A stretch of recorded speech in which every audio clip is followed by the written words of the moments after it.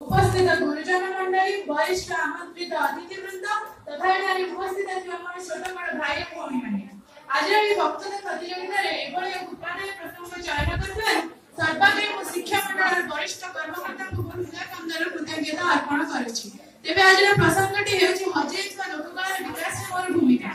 कौन राष्ट्र उन्नति प्रगति से संभव कौन राष्ट्र उन्नति प्रगति से संभव जितेबले तार आदिवासी भाव कला संस्कृति गौरव उत्कृष्ट कलार भूमि उत्कल जननी उत्कर्ष कला सहित संबंधित इतिहास उपकूल आभ्यंतरीण पर्यटन लोककला समृद्ध ओडिशार भूखंड यार प्रतिटी कोण अनुकोण लोककलार झलक देखा मिले। मंदिर गात्र सते जेपरी पुंजरित हुए शिल्पीर निहार शब्द एवं भी जीवंत रही शिल्पीर लोककला एवं इतिहासर कथा 12 मासरे 13 पर्व पालित हुए हमारी ओडिशा राज्य रे प्रत्येक परंपरा पर्वपर्वाणी भरी रही लोककलार झलक।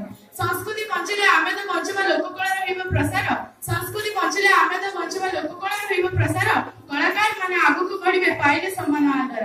ओडिसी नाच छौ नाच दंड नाच पाइक नाच इत्यादि आमर लोककलार गोटे गोटे ज्वलंत निदर्शन किंतु एबे दुखर सहित कानको पड़छि जे ए सब एबे संपूर्ण भाबे विलुप्त हेबाकु बसिलानी हजिबाकु बसिलानी आमर एई समाज रु कारण आमे एते प्रति ध्यान दउन मु पर ए लोककला को बंचाई रखिया पई बाहर प्रचार प्रसार करिया पई संपूर्ण भाबे चेष्टित रहिबी कारण पूर्व लोककला गुड़िक आम उत्कलीय मानकर जीवन को सरस सुंदर मधुमय करने सहित परस्पर मध्य भाईचार भाव सृष्टि करथिला किंतु दुखर सहित कहबाकू पड़छि जे सांप्रतिक परिस्थिति रे आधुनिकतार रथ तळे चापी हे जाउछि हमर ए लोककला गुड़िक एति प्रति घोर विपद घेनेई आसीछि अनेक झड़ जंजा और प्रतिबंधक ए लोककला को बचाई रखिया पई किंतु लोककला रे घोर दुर्दिन समय रे हमर सरकार 2011 मसिया रे यार पुनरुद्धार पे प्रयास करथिले एवं 741 टी लोककला लक्षाधिक कलाकार मानकु प्रोत्साहन पूर्वक कलाकार भत्ता मध्ये प्रदान करथिले। आज भी मध्य सरकारी स्तर रे एपरि अनेक कार्यक्रम करायाछि लोककला को बचाई रखिया पई